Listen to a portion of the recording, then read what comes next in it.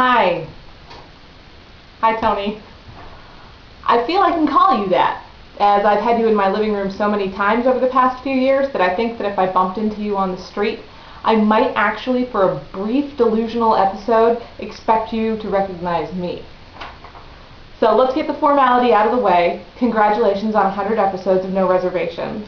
It's a tremendous milestone, and it must be simply surreal to look back at where you've been and the people who have shown you so much kindness, the beautiful landscapes you've traveled, and of course the food. God, Tony, the food. I live in Portland, Maine. Well, South Portland. It's kind of like Portland's less accomplished, smellier kid brother. But Portland is a mere 5 minutes away. Kind of like growing up in Jersey, right? The foodiest city in New England, and though I'm somewhat biased, I'd say a pretty kick-ass place to hang your hat. Imagine my shock, my horror, my utter dismay when I discovered that you had come here and I'd missed you. Anthony Bourdain visits Portland effing Maine, and somehow I managed to be out of town that month. You made it to some great places, and you saw some of Portland, but more importantly, you made it all the way to Maine, and I didn't get a chance to buy you a beer and some chowder and say thanks. You see, I was in a pretty bad place 4 years ago when I started watching your show.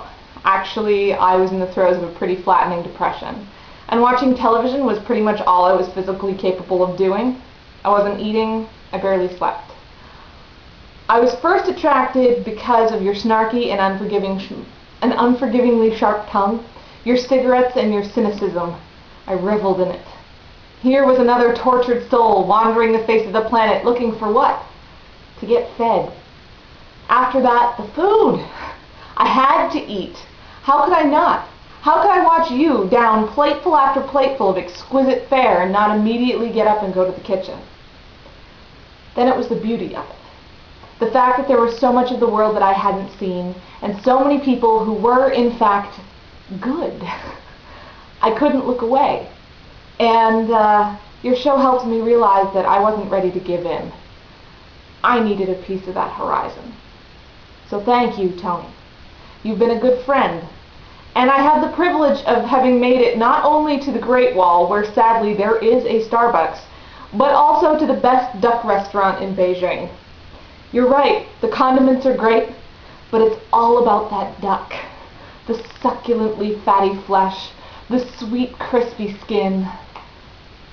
Life does not suck.